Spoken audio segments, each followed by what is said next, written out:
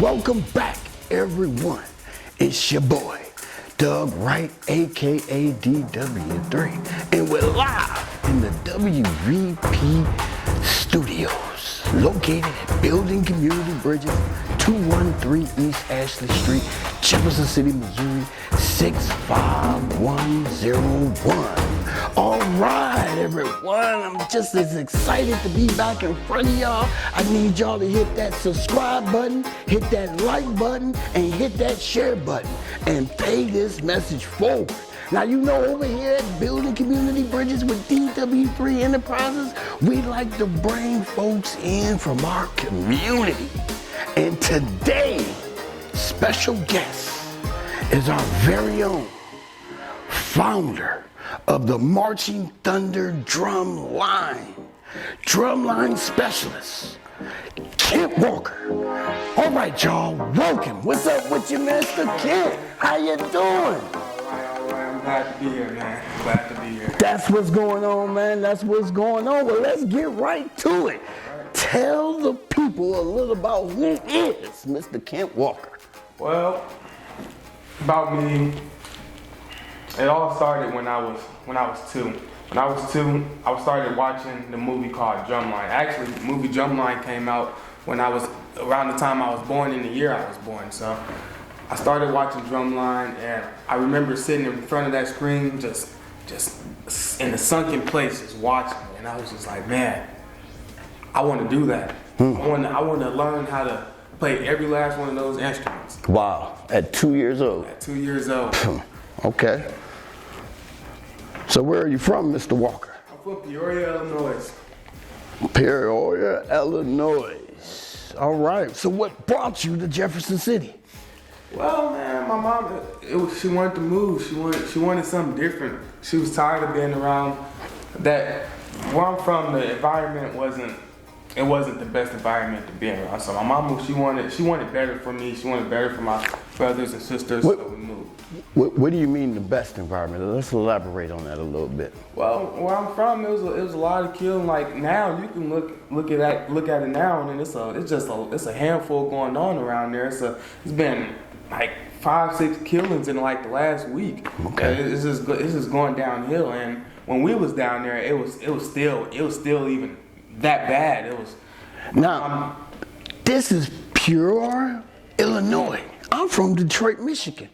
And it sounds like the same things that went on in Detroit, Michigan is going on in a smaller community such as Peoria, Illinois.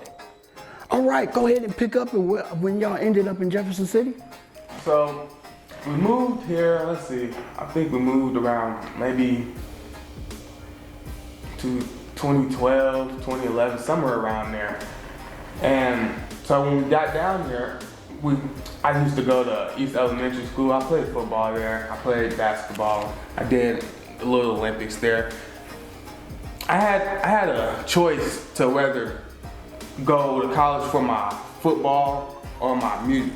Okay. And I didn't take the football route because that's not what I've been doing music since I was 2. I started playing football in like 5th grade. Okay. And this music, it's a passion of mine. I want to give this out to other people.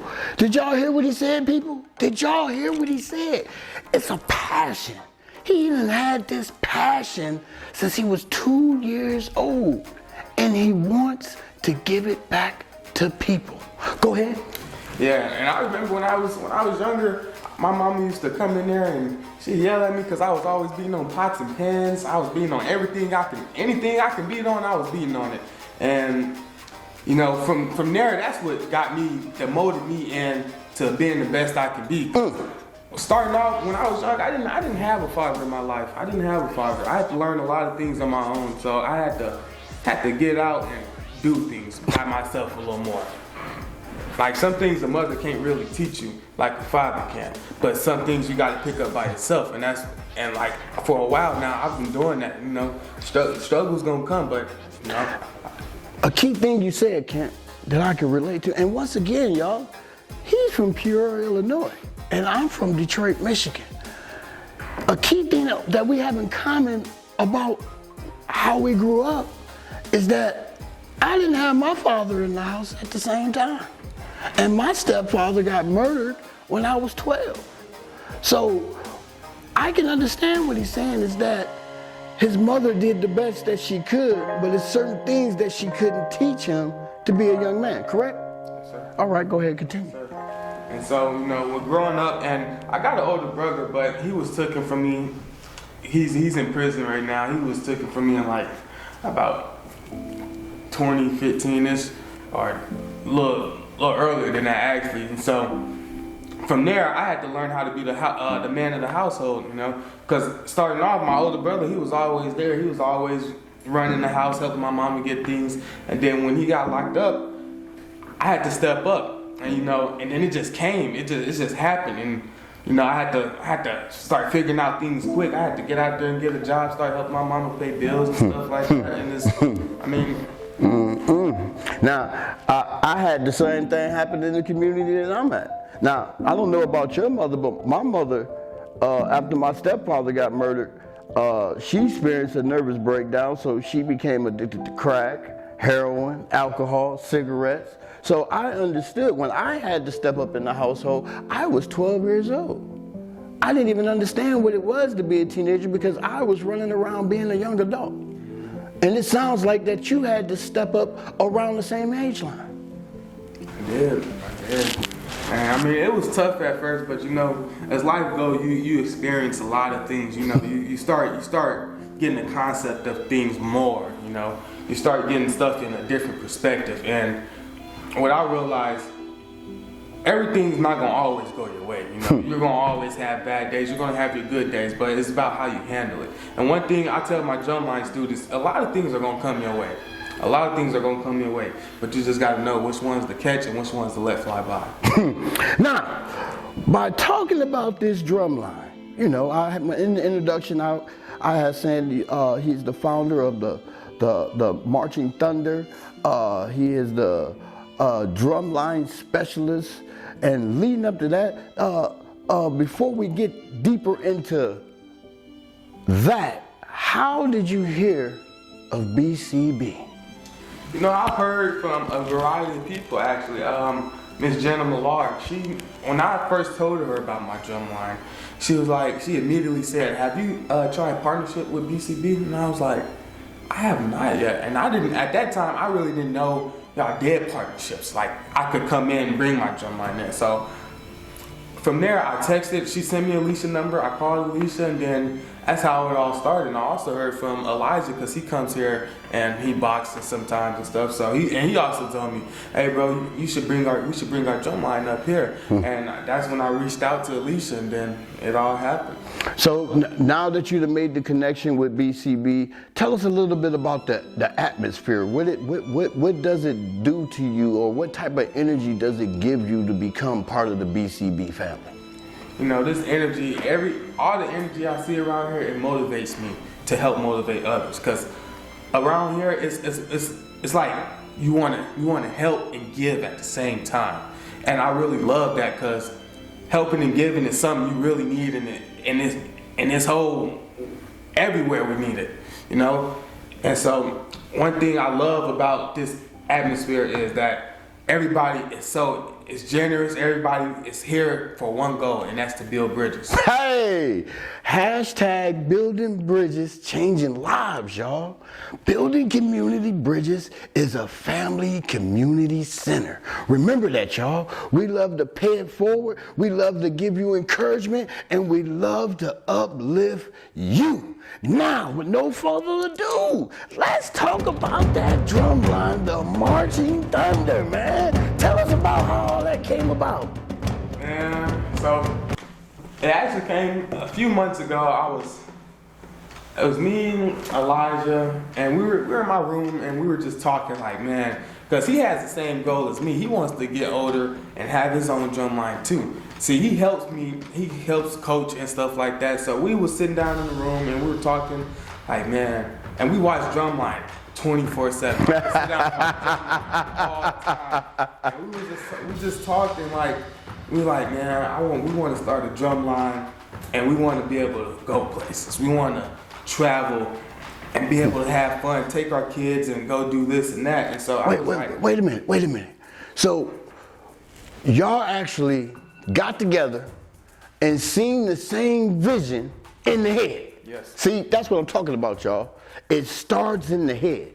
See, when I was in prison in 2013, what you see around me was all in the head. Go ahead, Kent. Yep, so, and then we both was like, man, what are we waiting for? Why don't we? There we go. So I was like, you know what? I'm gonna start making flyers. I'm gonna start trying to get fundraisers, and boom, I started getting people. I started doing fundraisers from Hy-Vee, and at first, before we had a home here, we was outside practicing at the old shoe factory, and then people was complaining about noise, and then we had to move. And then we was out in Cedar City practicing, and then when I finally got in contact with y'all, that's when it all painted a big picture. I started seeing a lot of work being done. You know, I started seeing from the beginning time we started and to now, I see a big difference. I see that there's been somebody's guiding me this whole time.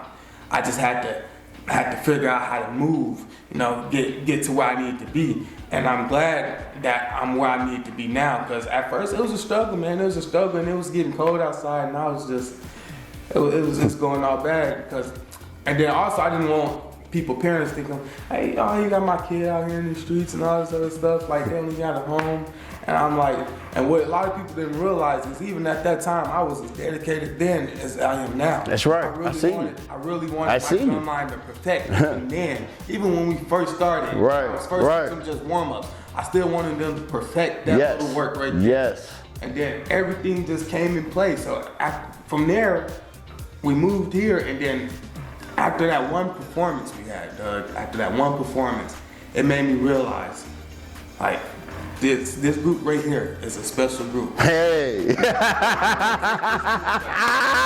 That's what I'm talking about, y'all. That's what I'm talking about. Be looking for the video from that, y'all. You know, we served over 200 veterans this Veterans Day in 2021 over at the American Legion Post in Jefferson City, Missouri. So stay tuned for that video, that performance coming from the WVP Productions, y'all. All right, with that, y'all, what message would you have for the viewers? The message I have for the viewers is, like I said earlier, things are going to come. Life is going to throw you a variety of things, you know. You just gotta figure out which ones to catch and which ones to let go. Because not everything is catchable. Not everything you need to let go at the same time. And I just want to motivate everybody that's watching this. Like, dreams come true, man. Definitely here with Building Community Bridges, they have set my dream. Like, they've given me everything I ever wanted. And so with the right help and with you going out and going to go experience things, dreams are possible, I promise you. So dreams just go with it, man. Dreams can come to reality, y'all. That's what we're about. We're about building bridges, changing lives. We need to make that go viral. Hashtag building bridges, changing lives, y'all.